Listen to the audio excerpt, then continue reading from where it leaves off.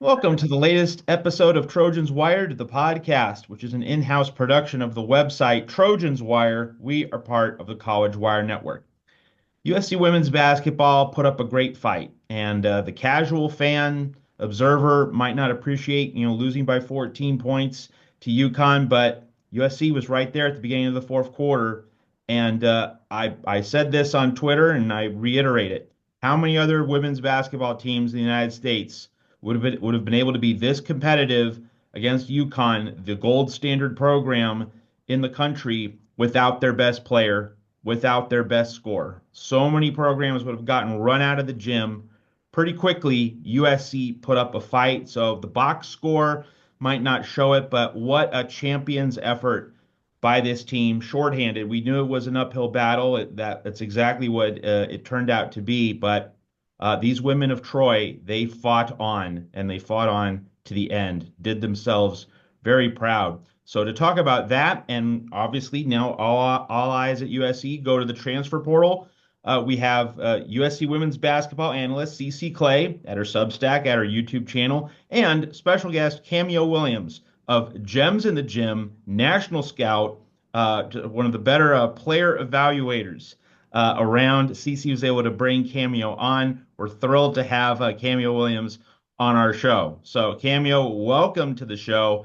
Let's just get your thoughts and Cece's thoughts first on what you saw last night in Spokane. It was just the brick wall of reality that USC ran into. It was going to take a perfect performance, was going to take a great shooting night, and didn't get it. That seems to be the where we start. You know what? I think we rushed some shots to be honest. But the fight was there. And I was very, very, very my heart was warmed, honestly. As a USC apologist, which I am, as a Lindsay apologist, which I am, I thought she had them prepared. I thought the sets that she ran was crisp.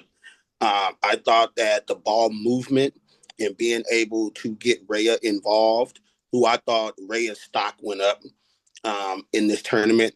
I think Rhea was tremendous. I think surprisingly they had trouble finishing on the inside. Surprisingly, where I know we're a lot more efficient, around there against teams. And so I think if we had a few more of those to drop early, it'd have still been a good game. I mean, we're there. It's single digits. I think we got it down to 5. So I wasn't mad at the fight. I was not mad at the fight. And if you put it in perspective, I think Sarah Strong, being the number 1 player in the class, going to Yukon, had a stellar freshman season. She had to have a career night. Let that sink in. She had to have a career night with Paige going 30 to beat us without Juju.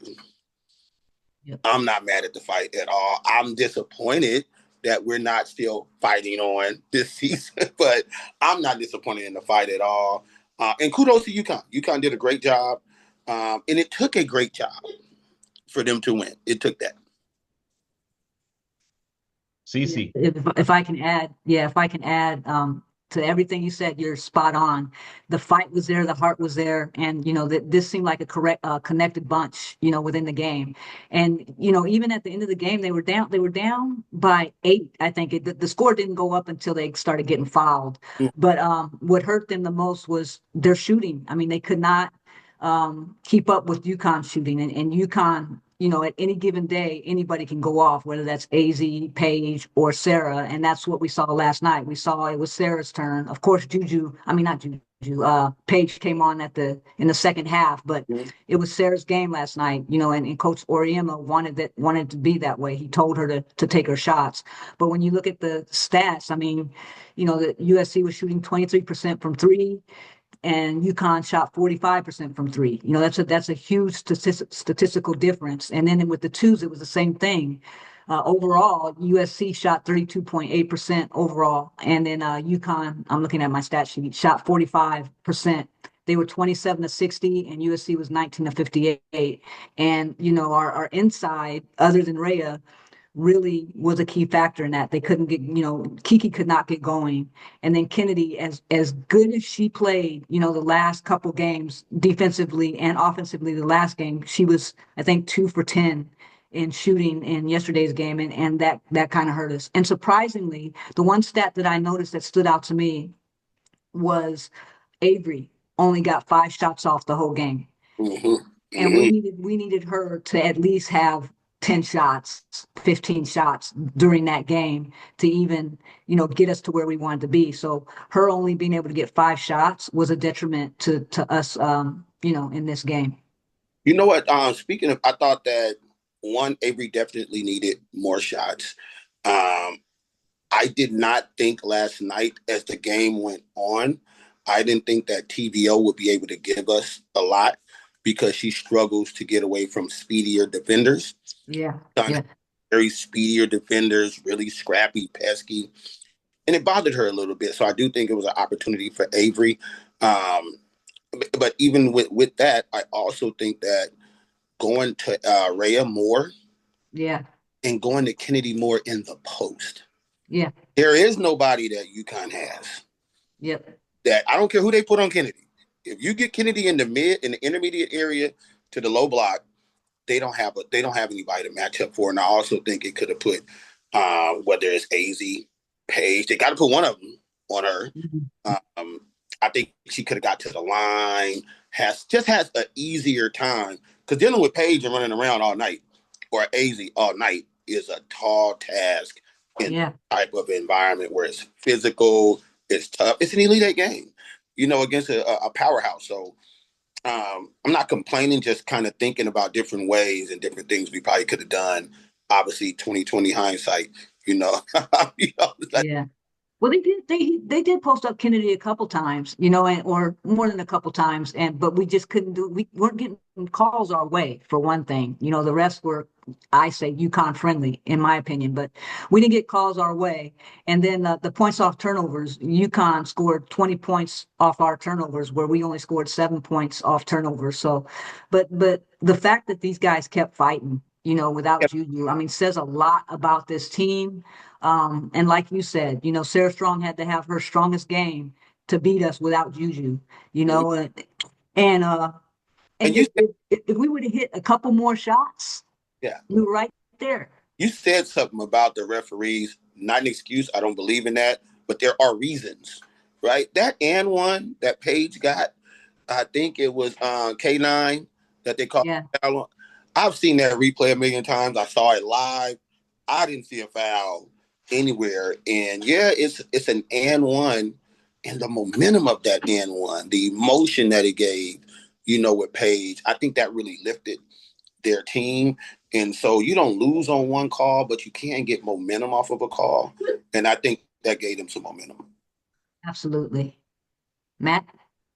Yeah, so, we're going to be talking about the portal and player evaluations. But before we do that, Kameo, Cece and I have been able to see, 2 games this weekend in Spokane, and just getting a look at the USC offense without Juju. Now, of course, next year you're not going to have Kiki, you're not going to have TVO, but nevertheless, what do you think Lindsay Gottlieb and her staff learned about the offense without Juju? Because, she might not be ready at the start of the season. What do you think Lindsay Gottlieb and her staff take into the offseason in terms of concepts, principles, things they can do to help specifically the freshmen and just more broadly the whole roster to get good offense, good continuity and flow, 5-1?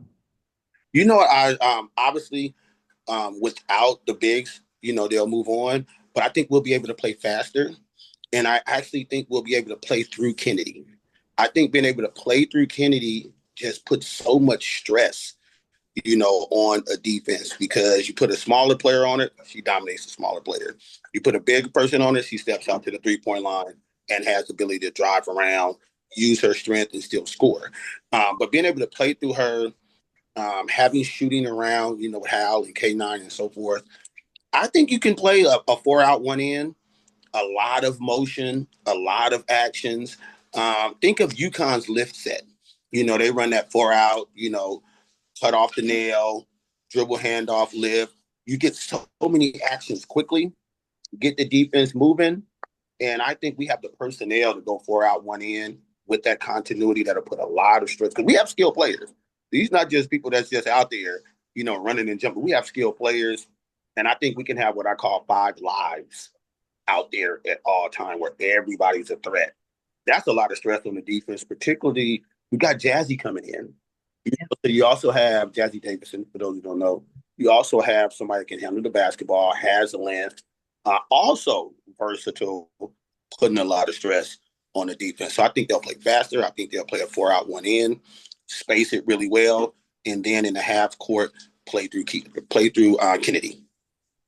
Yeah, because this year the offense was predicated around Juju, right? The dominant ball handler that's a playmaker. So it was her job to really play make through the offense. And so the offense ran through her. And now with her not being there, the 4 out, 1 in sounds good with a lot of motion, like you say, and a lot of screens being set, maybe a pick and roll, with the big on the inside.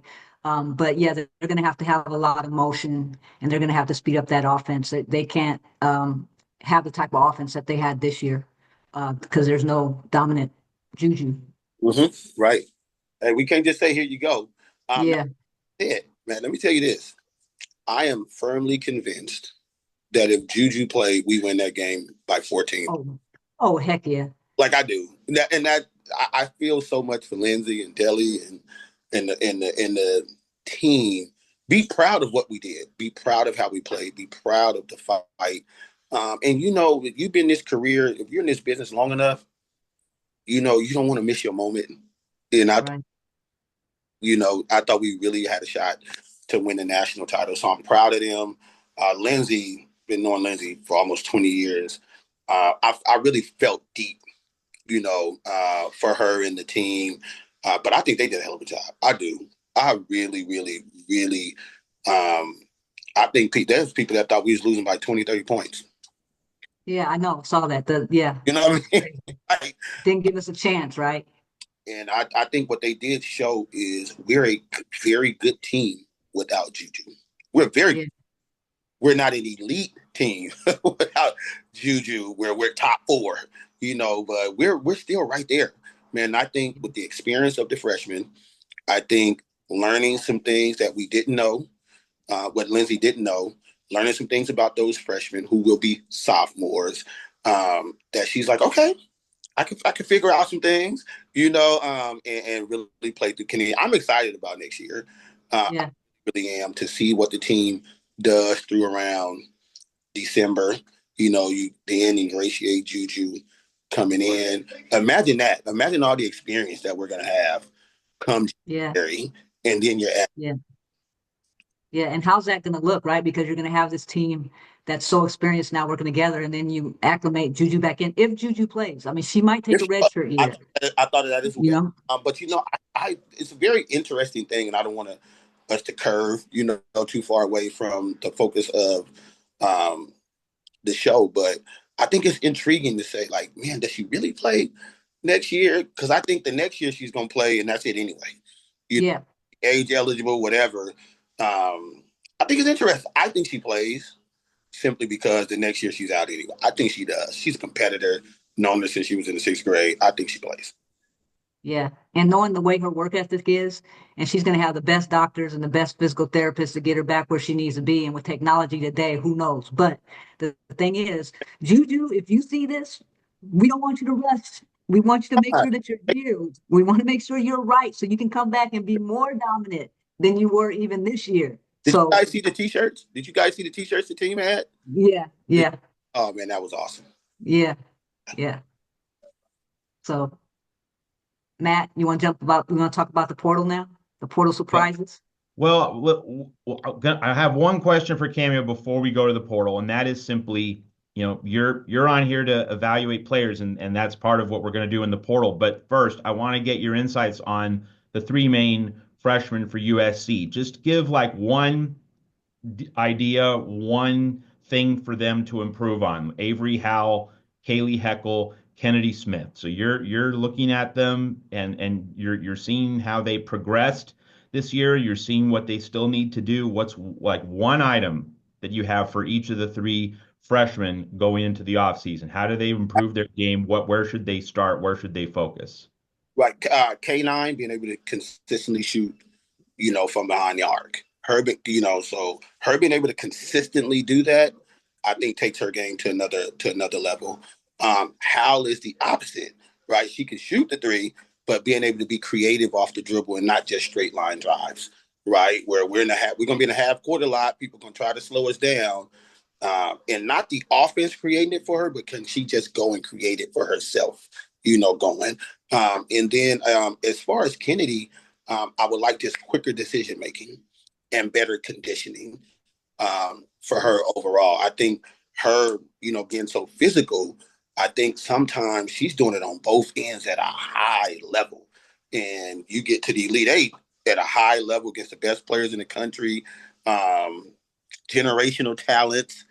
It's tough, so finding a way to even be better, conditioned, because she's going to be running in, 35, 37, 38 minutes, so being able to perform at a high level and not getting bad fouls. Occasionally she may get one or two where you're like, we didn't need that. So just being a little bit more disciplined there. So the minor tweak, it's like talking about the GOAT conversation. These are minor, things when you're that great. But I want them to reach their potential. So that's why I say that about Kennedy. Yeah, and the thing about Kennedy is, like, I watch her stuff on YouTube, and she's always talking about hydration, and she always fails her hydration test. She has to understand how important that is, and it's being done for a reason, especially with how much she outputs on the floor. So it's really important that she takes her conditioning seriously, because she's going to be the go-to next year until Juju gets back, probably. So she has to care more than I know she cares, but just about her body and her physicality. She has to really start taking that serious. Especially in college. In high school, maybe it wasn't a problem, but in college, it's really important that you take care of your body. And K9, I've always thought that K9 was a shoot first point guard and not a point guard that passes. Although she says she likes to pass to her open players, I see her as attacking all the time and being able to shoot the three. So, to what you said, I totally agree with, and that's why we need a point guard, a true point guard that can just facilitate. What? All right, so now we're ready for the portal discussion, and I think the starting point is not so much what USC needs, because I think we're like the needs are pretty obvious, right? Need a shooter, need a big as a couple starting points. But I think the more interesting question, Kameo, is what kind of big? And one of the things that Cece really educated me on this year was, Kiki Iriafen and her fit here, how different it was from Stanford and Tara's system. And, there were certain kinds of things that Kiki did and didn't like to do. And that kind of just made me aware of, it's not just you need a scorer, it's the kind of player within the system and within the structure and the situation. So, the casual fan will say, we need X, we need Y. But to me, the more interesting discussion is the kind of X, the version of Y. And so that, I think, is our good starting point for the portal. What kinds of shooter scorers, what kinds of bigs do Lindsey Gottlieb and USC need in the portal? Well, I will go with the bigs. I'll let Cece do the guard. I'll go with the bigs. We need a nasty, athletic, versatile big, right? We don't need the plotting back to the basket. I'm not saying there's nothing wrong with it. If that's what we settle with, great. But the reason we need somebody that's mobile, we need somebody that's athletic, and we need somebody who wants to play inside to outside, and not just happy just out there chucking up threes. There's going to be several of those in the portal. And unless we get 2 or 3 of them, Yeah. somebody that has the size and wants to bang but are athletic. Because one of the things that we can do to increase tempo is we like to press, right? And people get caught up in offense, but Kiki and Ray are both mobile. They're able to cover sideline to sideline on that back end. They're able to get deflections. You're able to get Ray up on the ball, harassing, making these people throw these balloon passes where now our quickness can come and make a play. So we need somebody that's versatile enough to cover the floor, versatile enough to set a screen, roll short, roll long, catch it with the back to the basket, turn and face, right? So we don't want the traditional Big 12 big, like back in the day, Kim Mulkey had, like Kalani Brown, very good.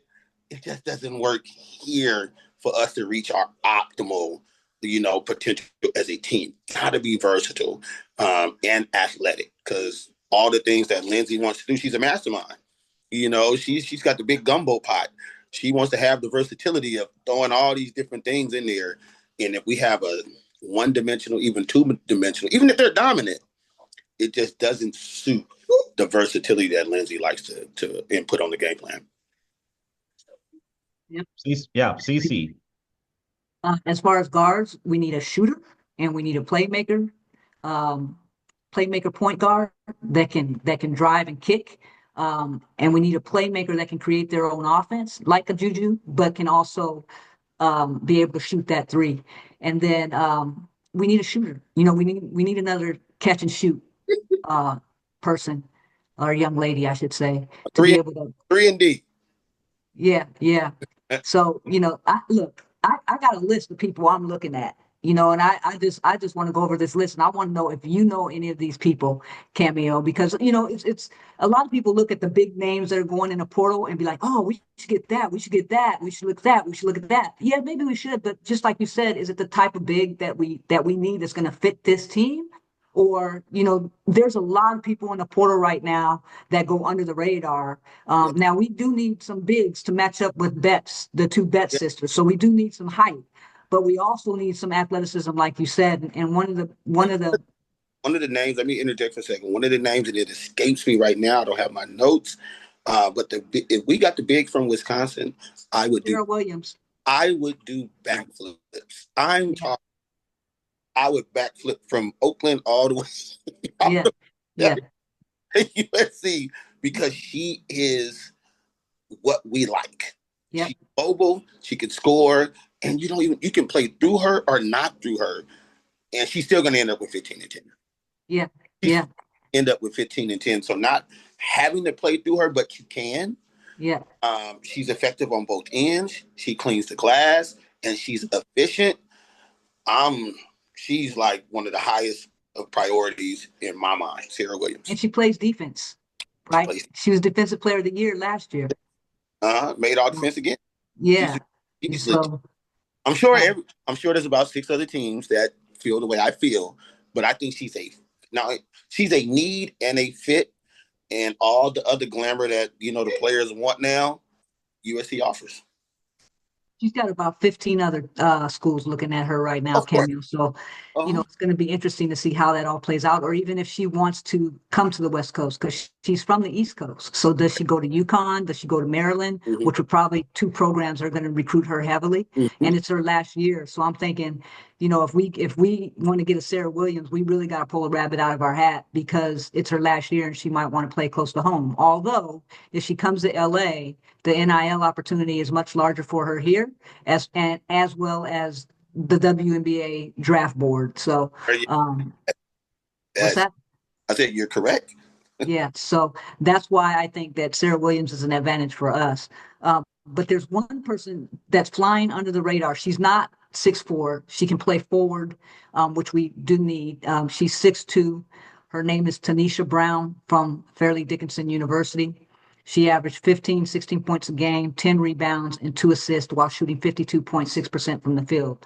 That's somebody that I think that we should look at. Even though it's a mid-major, she's very athletic, and she's under the radar right now. So that's a person I want us to look at. I'm sure we're looking at Brea Cunningham. Brea Cunningham needs to develop a little bit more, in my opinion. But I'm sure that we're looking at her and a young lady by the name of Maisel Hazelton from Virginia. She's 6'4", mm-hmm. Young. So we need posts that can start right away, like a Sarah Williams, and then we need some big bodies on the bench. We do. Yeah. We need to, but those are good names. The kid from Virginia intrigues me a lot. Yeah. Because of her activity, high motor, and she's athletic. Yep. And as far as guards, one person that I'm really looking at, well, a couple people that are under the radar. I'm not talking about big names right now. I'm talking about under the radar. Kayla Ivey and Tiana Todd, both from Boston College. Kaylee Ivey, She averages 5.4 assists a game. She's a playmaker. She's a top 10 nationally in assist to turnover ratio. That would be a true point guard for us. And then Tyana Todd shoots 46% from three coming out of Boston College too. And that's another one that we need to look at seriously. So those are the names I'm throwing out there. And she said, other than the big names. What's that? Kameo, Other than the big names. Yeah, Kameo, just in general, if you have other players in mind for the portal, one of the things I think has to be a point of emphasis, and you've hinted at this with your analysis of the bigs we need to bring in, athletic and mobile, but one just more broadly, it seems speed is a real key need for USC in the portal because, hey, first off, Talia van Oelhoffen, she gave it her all this season for USC. Her effort, her professionalism, her leadership all definitely helped the team. But and we did talk about this earlier in the show, that lack of extra burst, it was a limitation. And so you would think that USC in the portal, fortifying its backcourt, will need someone who can be zoom zoom. Can be Kaylee Heckle, but with the same speed, but more polish, experience. So within kind of that set of parameters, Kameo, any particular names come to mind in terms of, a speedy guard who can really, amp it up for the Trojans next year?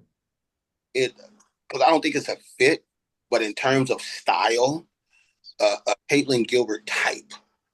She was at LSU. She's in the portal from I think it was Arizona first, LSU. But she's tough. She's fast. She's nasty. We need a bigger version of Malia Samuels. That's what we did. Yeah. And everybody's saying Tanaya Latson would be a good fit, but I'm not so sure. I know Tanaya. She's a bucket. Love her. I just don't think she fits with this actual team. I don't think she fits. Her athleticism and speed for sure fits. But her style of play offensively, I don't think fits. Yeah, absolutely. It's going to be interesting. I just want to talk about some of the names that have gone into the portal, that surprised me. Olivia Miles was a true surprise to me. And you know what? But here's the thing about Olivia Miles. People don't understand. Everybody's like, whoa, why isn't she going to declare? Because the CBA, is getting ready to be rewritten, right? So if she were to come out this year, she'd still fall under that same rookie contract that they have right now, which only pays rookies $76,000 per year. By her staying an additional year, and they create that new CBA, she's going to be able to make much more money when she does come out. Not this year, but next year. So that's why I think she's staying in college. Well, yes, and more. Because she's gonna garner anywhere from $250,000 to $300,000 in NIL. Yeah, like she is. I know those rates just talking to the agents and some of the coaches. Like I know, I'm really good friends with Cody McMahon and her family. Not saying she told me this, but I do know 2 college coaches that were trying to get Cody McMahon and couldn't. And they was like 250 wasn't enough and 275 wasn't enough. Wow. These are head coaches telling me. So if it's me, I'm trying to stay in college as long as I can. If I'm one of them,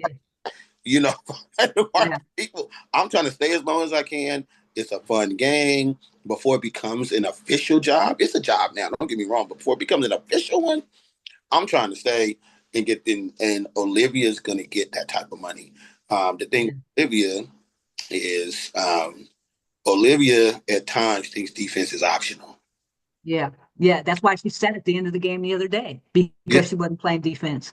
And it's happened for years. She's just so dynamic on the other end. So you try to, which is why, without putting their business out there, which is why she won't be back in Notre Dame. Not saying that's what they chose, but I do know just how they want to play defense and how she chooses to play defense at times can do this.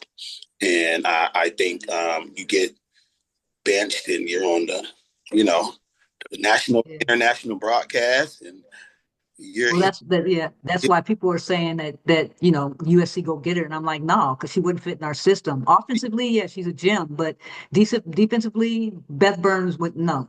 You know what I mean? She's not a fit. That would go crazy. Yeah, I mean, absolutely insane, man. yeah, It just doesn't fit. Talented yeah, player, especially offensively, she can create the things you talk about. Man, she can create for others. Eyes in the back of her head, she can shoot it. But if she scores 20, she's going to compromise your defense, and you know, yeah, she's going to have people blowing by her getting 20 on top of yeah, that they spray out. So I just don't think it's enough for our team. yeah. Yeah. Kate Koval went into the portal today. Who? Kate Koval. Oh, the post. Yeah, so that might be somebody, I know that we need an athletic big, but that might be somebody we go after because of her relationship with K9. Yeah, see, she has a relationship with K9 because they played together at Lehigh. But Yeah, now if we got her and that's the and, then it's great. You get her and yeah, especially think of Koval, her size, right? Can you imagine her setting the screen at the top of the key? K9's getting downhill, or a two-man game with her and Kennedy from the elbows. yeah, Corners flanked, elbows, entry, dive down, don't get it. Kennedy can drive, puts a lot of pressure on the. yep, Yeah. yep. Uh, Yarden Garzon and Jana Neekins. Our zone can shoot it. I know, right? Can shoot it. Yeah, Like something tells me one of them Iowa schools gonna get her. yeah, She fits that type of yeah, she fits that type, man. Or a Yukon yeah, because of her size and the way they space the floor. yeah, I can see. yeah. It's going to be interesting. I wonder where Jada's going to end up. I think she's trying to be back in the Midwest near home. Yeah, because that's why she went to Iowa and Iowa State. Yeah, I'm not surprised. I'm not surprised by those at all. Actually, she got to shoot it better because one thing about Yeah, West, I don't care if you Iowa State, Butler, Creighton, they can shoot it. yeah. That's what I'm saying. People that go in get in the portal on these mid majors, we need to be looking at low key because there's some gems in there. Instead of looking at all these big names and expect all these big dollars, you can go get you some shooters from those mid majors that'll appreciate the role that they're in at a Power Four school.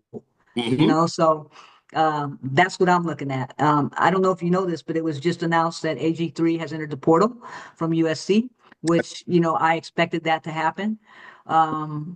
So it's going to be interesting to see where she ends up. Couple other things Well, to wait. What does that mean? I'm gonna just throw this sign up. Actually, it looks like this. I'm gonna throw this sign up, and I'm not talking about Miami, and we'll see if it comes to fruition. What sign is that? Wait, you got to school me. You? Yep. UCLA? No. I'm gonna say it off camera. Miami. I'm gonna say that Okay. off camera. But it's not neither one of those. But I'll say it off. Okay. Okay. Cool. Where do you think Cody ends up? I think Cody ends up at it's gonna be an SEC school. I know it'll be an SEC school because LSU. because of the money they can pay. LSU then, or Texas. I think it's LSU. She does fit Texas.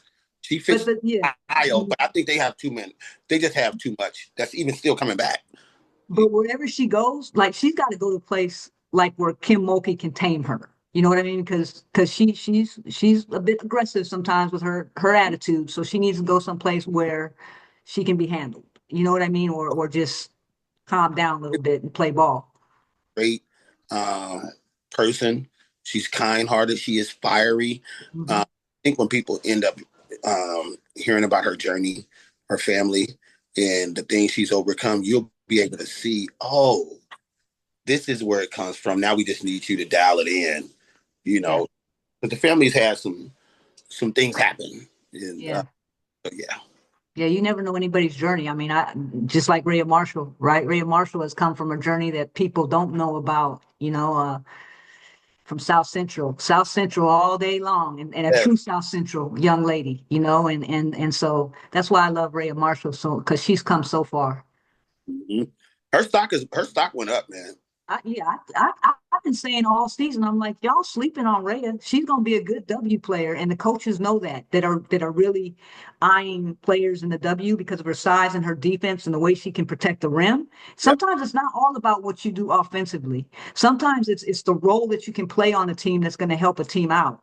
And a lot of these teams in the W, they need a role player like Rhea to guard the rim and to be that defensive juggernaut. And just because she's such a good person. You know what I mean? You won't have any problems out of Rhea. She's a connector.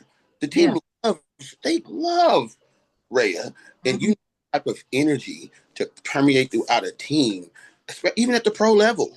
Even at Yeah. the pro level. So her ability to rebound, her ability to hard hedge and recover, her ability to guard fours and fives. Yeah, she really but she can also shoot the ball 15 to 18 feet. She didn't do it a lot, but we've seen it enough that Yeah. she could be consistent at it. I loved last night that she drove to the basket from the nail, Man. shot fake, one hard dribble, baby hook. I'm Yeah. like, she's got a lot in there, and I also think she has so much room for further improvement. It makes her very intriguing for the next level. Yep. Absolutely. Can't wait to see what happens with Rhea. Excited for her.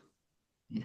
Sorry, Matt. We Cameo. went off on a rant or a tangent. Oh, no, I mean we're looking at players. That's what we're doing here. So that's very consistent with the theme of the show. And Cameo, I want to get your insight into this question. I first off, I agree with you and also Cece that like you need a fit. Like you need someone who works with your program. But it does invite the question, are there any coaches or are there any programs where, you know what, the coach can just make the fit happen? How many programs are there in the country where, perhaps in the portal, as we deal with transfer portal season and all the roster changes that are about to happen, how many coaches or programs exist where you don't need to focus so much on quote unquote fit and you can just take the best player available on the boards? We're going to have the NFL draft in a month. How different is basketball player acquisition from that in terms of balancing fit versus best player available? What's unique about the women's game as you see it today in that regard?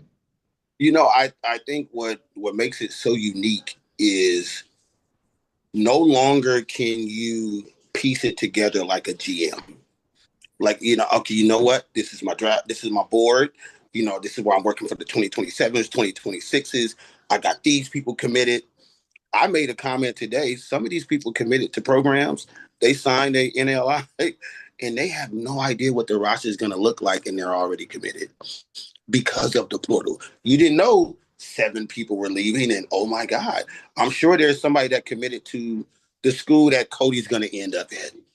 Well, if Cody ends up there and she's the 2/3 or the 3.5 position, and you're like, dang it, now it's different. So I think some teams have taken the approach. Your Ohio State, your Coach Yo down at Ole Miss. Coach Yo has clearly said, you know what? I'm just gonna get the best players I can get. That's what I was going to say. Yep. And I, Coach Joe is like that every year. She's and I like, I'm figured jumping in the portal now. I'm going to get the best player and I'm going to figure it out. I tend to see a little bit now, with that 5 out, 5 in. Hey, if I get some long athletic people, I'll figure it out. But there's not a lot like that. Lindsay's very particular. Very I'll particular. use our crosstown rival, Corey, in the sets that she runs. You can't get a Tanaya Latson can't go to UCLA.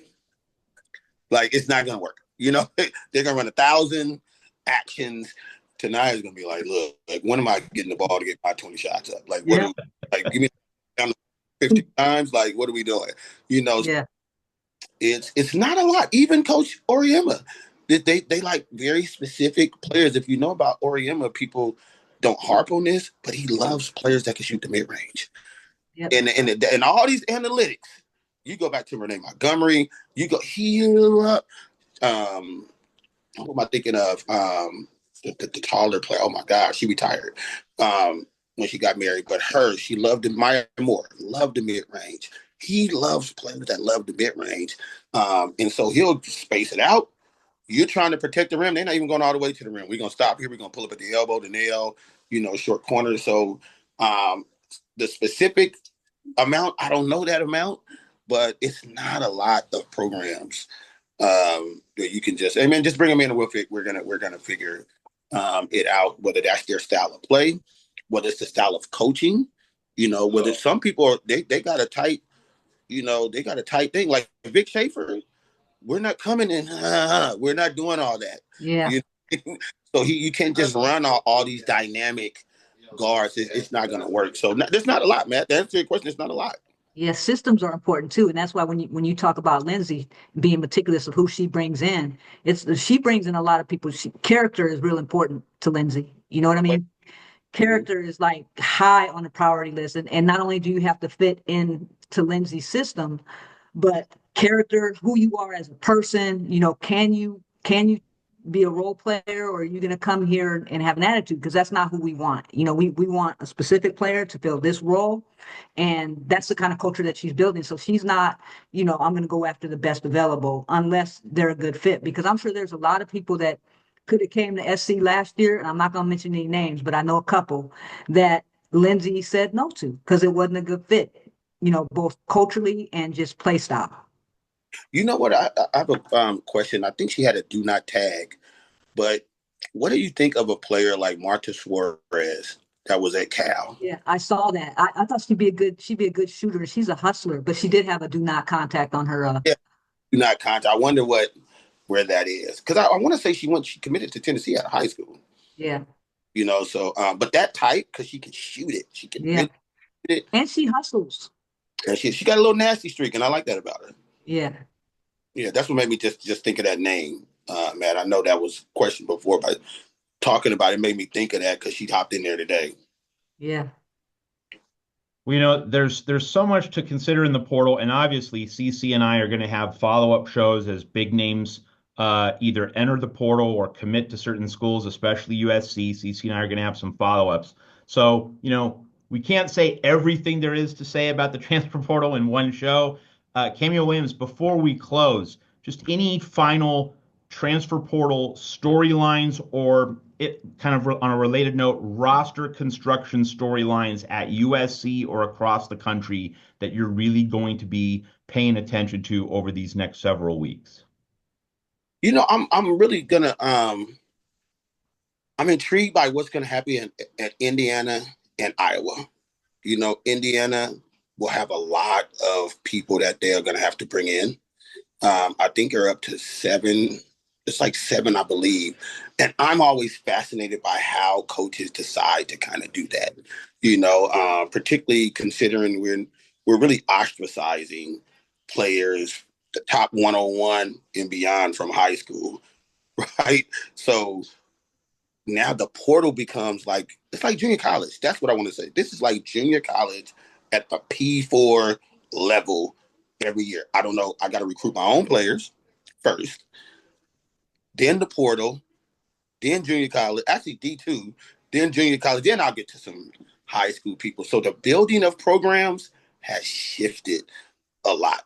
It has really, really shifted. So I'm just intrigued to see the makeup of some of these rosters and kind of how they do that, considering the quantity of players that some of these teams, like Indiana State. I know it's not P4. Indiana State, all 12 are in the portal. Google it. I'm serious. So if you put it from that perspective, then it's like, what do you do? USC it needs 7 players too. So what are they going to do? And it could be more. But you're looking at 4 seniors leaving, plus Ju. We don't know if she's going to come back. That's 5. And then you have Dom that already went in the portal, Aaliyah that went in the portal today. As long as there's no other surprises, but you never know because people be portaling, so you never know. But, right now we need 7 people. Yeah, I think we'll have 1, but don't forget we got the recruiting classes coming in. Jazzy. Yeah, Jazzy. And I think it's good that we save some of the spots for the portal. So we get bigs. Yeah, we need some bigs. That's the thing. We got to be ready for the Bet sisters. I think we're on it. I think Lindsay has a good idea. If there's one positive to hey, we're not winning the whole thing. We can shift maximum attention, to the portal and kind of acquire some of these bigs. Get to work. Yes. Well, Kameo Williams, maybe we'll be able to have you back for like a portal review. I mean, not not every week, but maybe like end of April, early May. Maybe we could also get like a WNBA draft evaluation from you. I Right. think that would be a great fit on our show. Kameo Williams, National Basketball Scout, gemsinthegym.com. Kameo, thanks for joining us for an excellent conversation. We really appreciate it. Hey, thank you. I appreciate you guys having me. Call me anytime. I look forward to seeing you guys at the end of April. Hey, stay on a second. Yeah, Oh, fight Cece. on. Yeah, What? well, and Cece, any thing from your Substack and your YouTube channel? I'm sorry I didn't get to that earlier. I know you were just so intrigued by Cameo. It's like, forget Cece today. I get Yeah. it, but Cameo, if now see, Matt needs to thank me because Cameo, now I reached out to you, right? So come on now. No, it's all joke. I'm just joking with you. So I just put out a Substack today, reviewing the game and really a heartfelt message to Rhea and Clarice of thanks. So you guys need to check that out if you haven't. And YouTube, I'll be putting together a video and probably releasing it by Friday. Just a season overview and really highlighting players that mean a lot to this program. So look forward to getting that done for you guys. And then just hey, watching the portal and trying to figure out who's going where and what's happening, keeping everybody abreast. And to the people who reached out to me on Twitter or X, thanking me for putting together the YouTube channel and focused on USC women's basketball, really supporting me. Hey, thank you so much. Very humbled by it. I didn't know it was going to be that big of a deal, but Cameo, I don't know if you know that YouTube channel has over 10,000 subscribers now, and I just started it at the beginning of the season. So I'm very thankful. It was needed and it's still continuing to grow. So very excited about that channel. That's a heck of a job, man. I'm proud of you. Thanks, Cameo. Yes. We're proud of Cece and we're proud of this USC women's basketball team. And once again, we thank Kameo Williams for joining us here on the Trojans Wired podcast. We will talk to you soon. I don't